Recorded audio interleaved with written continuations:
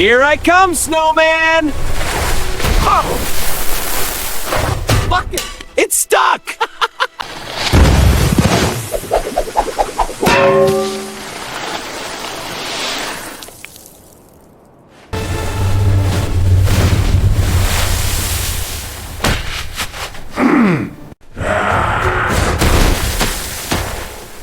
That went well. Ow!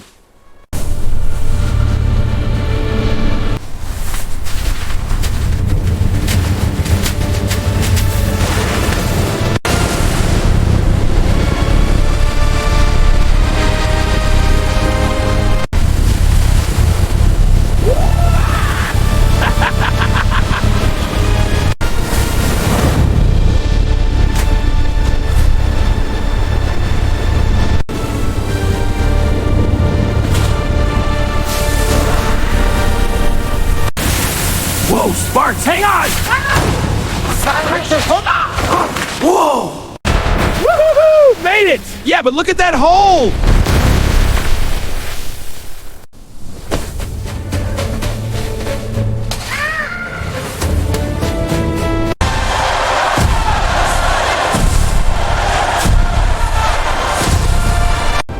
Behold the royal sausage!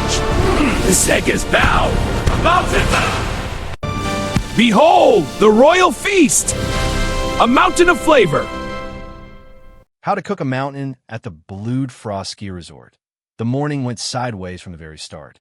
Buster, a fat black cat in a perfectly starched white chef's hat and a red necktie, stood at the starting line, thoughtfully polishing his 3-meter skis.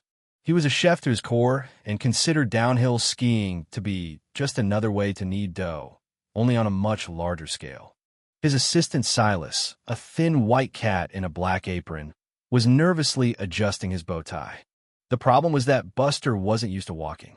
When Buster decided to turn around to check the spice level of an imaginary sauce, his 3-meter skis described a majestic arc. A dull thud followed, and Silas, caught by the tip of a ski, was spectacularly catapulted into a snowdrift. Only his white paws remained sticking out of the snow, twitching rhythmically to the beat of his indignation. Buster didn't even blink. A true chef always maintains his composure when things in the kitchen don't go according to plan.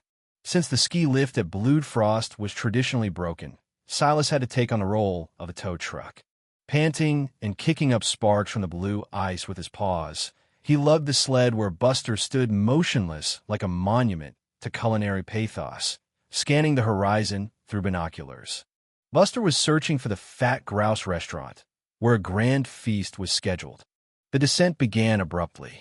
Buster didn't just ski, he decided to gather all the ingredients along the way. Flying through the slalom course, he wound so many blue and red flags around his round belly that he turned into a giant striped sphere. Silas, flying behind him, managed to get tangled in bedsheets from the hotel laundry and now resembled a high-speed ghost with a black chef's hat instead of a head. The Fat Grouse restaurant was living its own life. 5 incredibly fat guests in tuxedos were just preparing to tuck into a roasted pig when the panoramic window exploded into a million sparks. Crushing the laws of physics, a striped cocoon and a white ghost burst into the hall. Without losing his dignity, Buster skied right across the dining table, picking up strings of sausages along the way like a precious necklace. Silas, tangled in the tablecloth, raced behind him, turning haute cuisine into lowbrow chaos. Smashing through the back wall of the restaurant, the chefs flew out into the fresh air.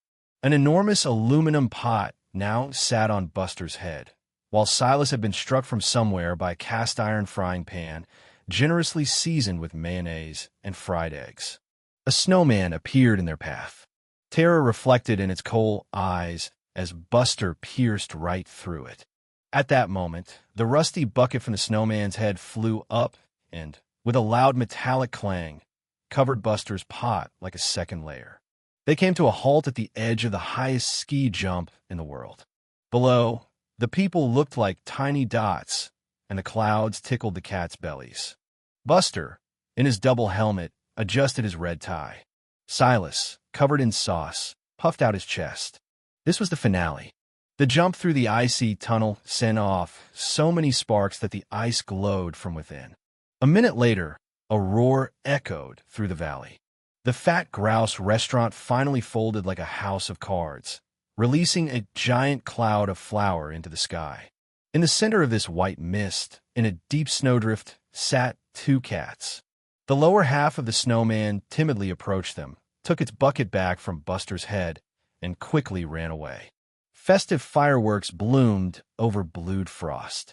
Buster solemnly raised a ski pole with a sausage skewered on top, like a royal scepter. In the night sky, golden letters lit up.